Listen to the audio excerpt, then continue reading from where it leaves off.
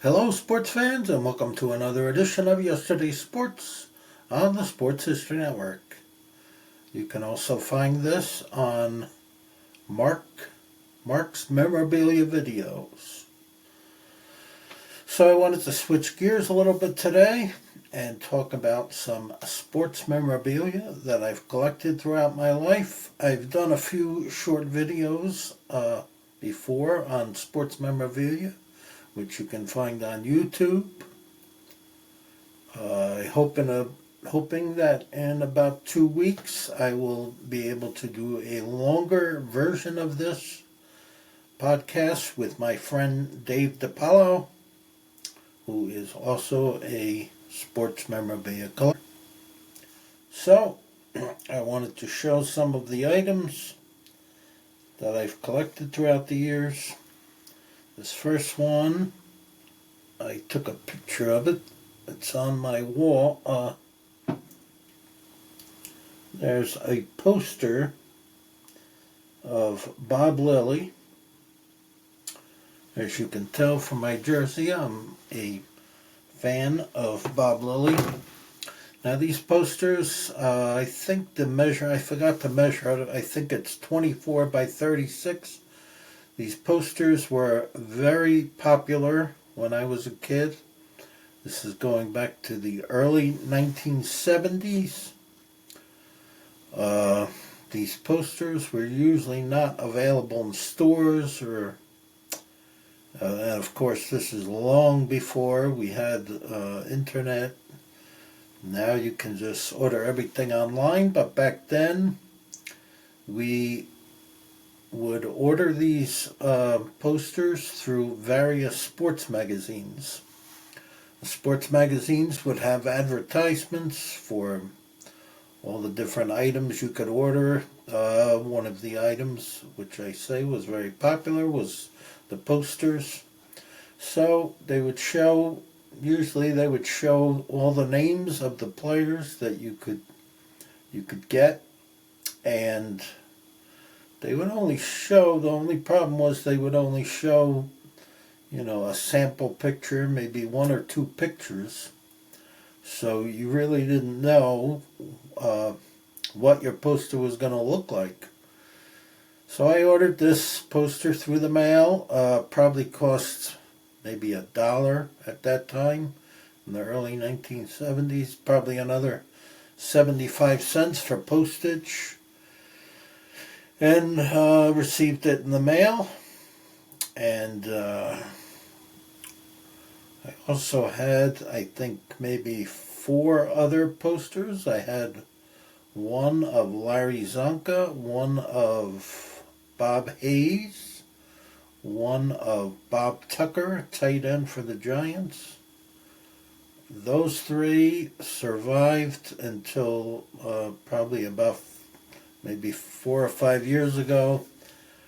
I finally had to throw them away because after so many years of getting moved from one location to another, and they would eventually get ripped up.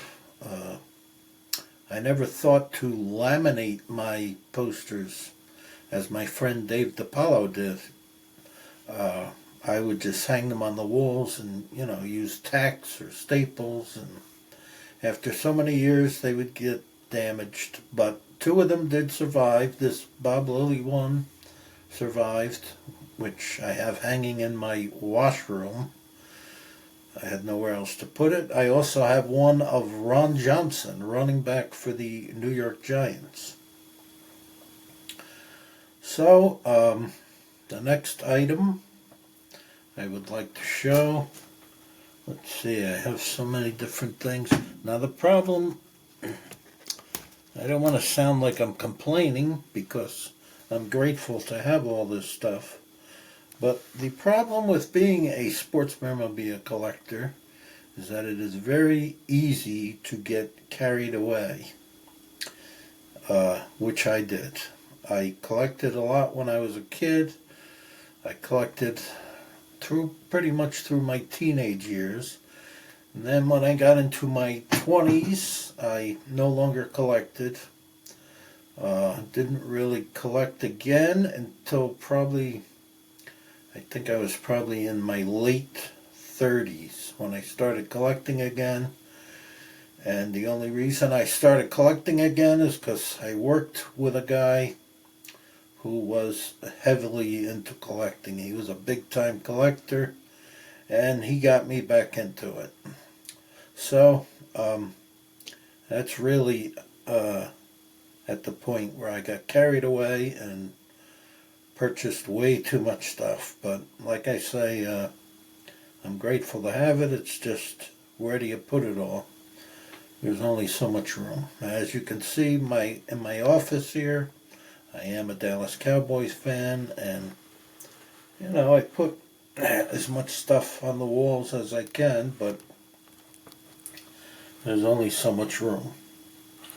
Okay, so I'll show a few items. Here's a 1969 Topps rookie card of Larry Csonka. Next we have a nice thing now. In recent years, they've started to do a lot of remakes. This is not the original, but I never really got into, collecting. For me, I got into it because it was fun. It brings back childhood memories. I never really was concerned about the value of cards, or I didn't get into it for the money. This is a remake. I think this is a 1965 Topps. It's a remake of Joe Namath. The interesting thing about this card, I remember hearing Joe Namath tell a story about this. This is, I don't think he had even played a down for the Jets yet. He got out of college and had to have knee surgery before he joined the Jets. And one day he said they came walking into his hospital room with a camera and a football jersey and shoulder pads and said, "Here, throw this on. We got to take a picture of you for your football card." As you can tell, he looks a little bit sickly in this picture because he had just had surgery. But that's how they did things back then. We have another card here. It's a 1970 Topps baseball card of Jim Catfish Hunter. He was with the Oakland A's. Here's another card. I don't even remember what year this is. This is a Mickey Mantle card. Probably would be worth some money, but it's not in very good condition. The back of it doesn't even, some kind of game, I guess. So I don't even remember where I got this card or what year card it is. These are some interesting cards here. These were from 1976, and you could get these in popsicle boxes. They have the helmet with the logo and a picture. That one's of the old New England Patriots logo. That's the old Cincinnati Bengals helmet. Houston Oilers. And the Giants actually had two different helmets. I think they tried this one first.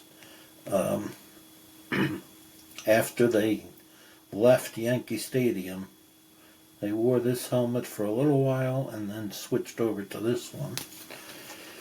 So what else do we have here? We have another 1970. These were insert cards. You see one here, Bart Starr. I have one of Floyd Little. These were made by Topps, 1970. They were inserted into regular packs of cards, randomly inserted. I don't think you got one with every pack, but Here's another interesting one. This is a very small item. You see John Brockington there.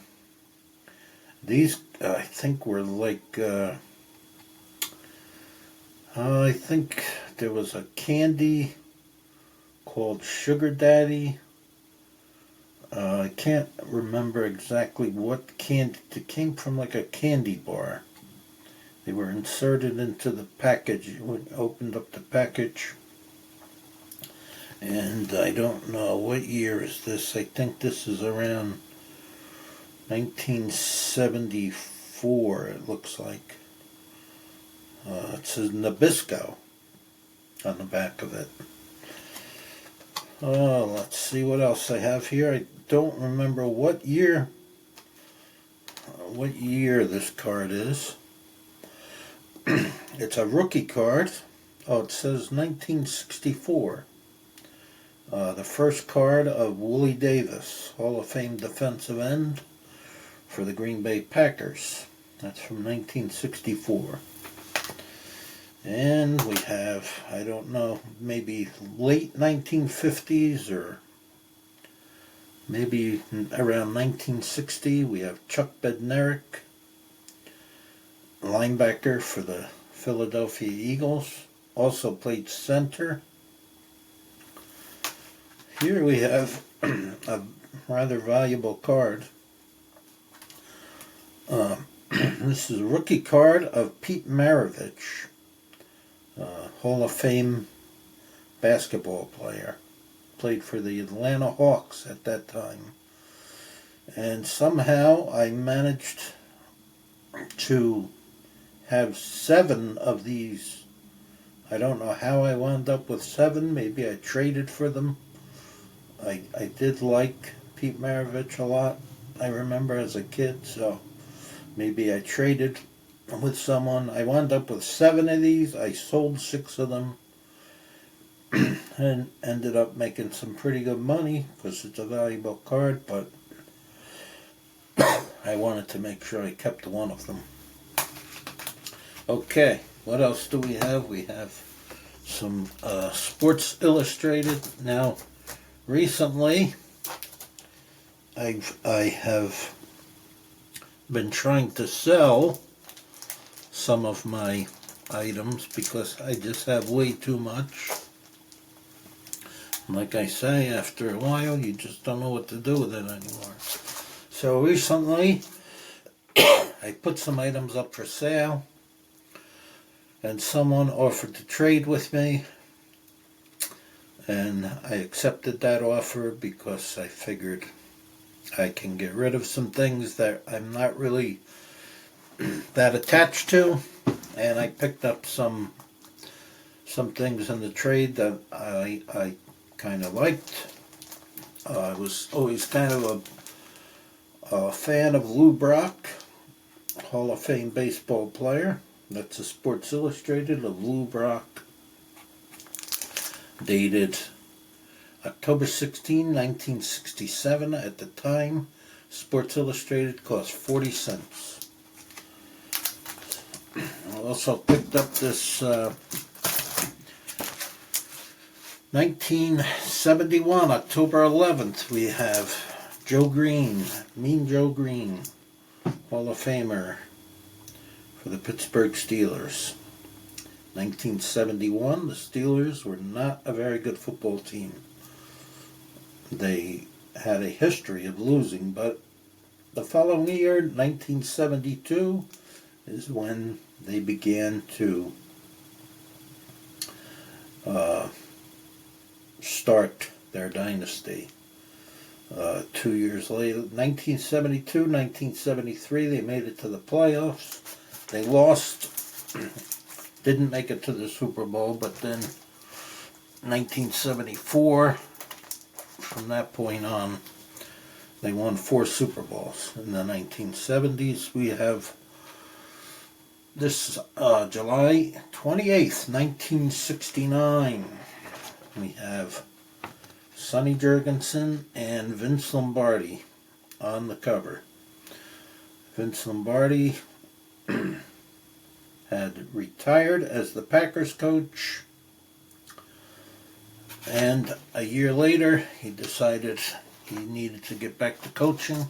Coached the Redskins to their first winning season in, I think, maybe 15 years. Unfortunately, the following year, he died from cancer. You'll notice that the title on this, it says, "The Scalping Party Begins." Now, that would be extremely politically incorrect in today's world. At that time, 1969, people weren't as easily offended. They weren't as sensitive, and I don't think anyone batted an eye about that. Today, people would have a conniption over it. Here's another one. January 10th, 1966. We have the Green Bay Packers and the Cleveland Browns on the cover. That's Jim Taylor. This was the last NFL championship game that was pre-Super Bowl. The following year, they started playing the Super Bowl. We have another one here. I always liked the old Sports Illustrated covers, and they're actually not worth very much. I sold some of them, like these few I'm showing you. I was able to get maybe $15 a piece for them, and I made copies just to keep for myself. September 21st, 1970, we have Dick Butkus, who recently died not that long ago. It says, the most feared man in the game, Dick Butkus.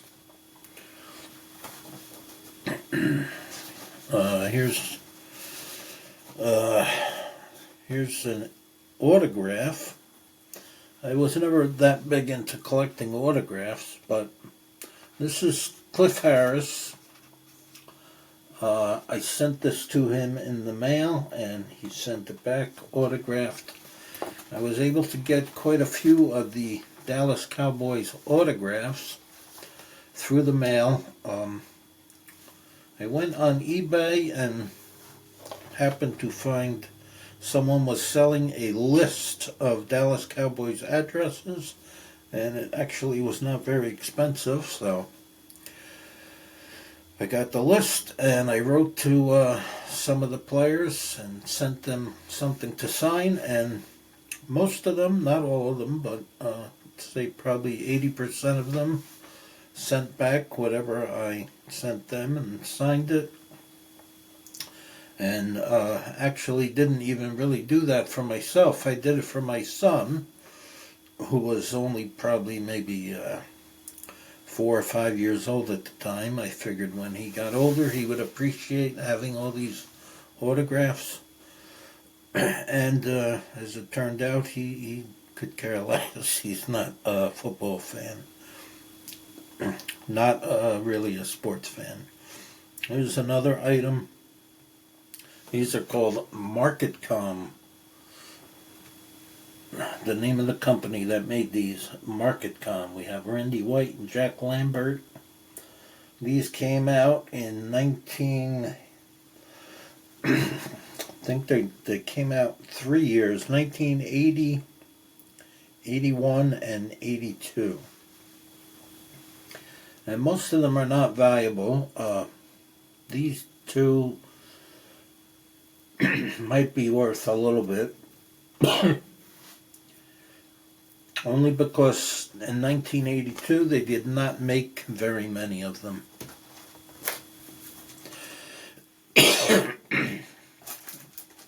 I have to excuse my coughing. I picked up a cold when I was on an airplane a couple of weeks ago, coming back from a trip. The guy across from me was coughing and sneezing, and he gave me the cold.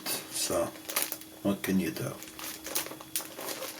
sporting news, I think is still in existence, but it was a lot different back then. It was in a newspaper form. These I picked up in a trade. This is Thurman Munson, the New York Yankees, dated August 18th, 1973. The price at that time was 60 cents. Have another sporting news here, Roy White. As you can tell by my hat, I am a Yankees fan. August 22, 1970, Roy White.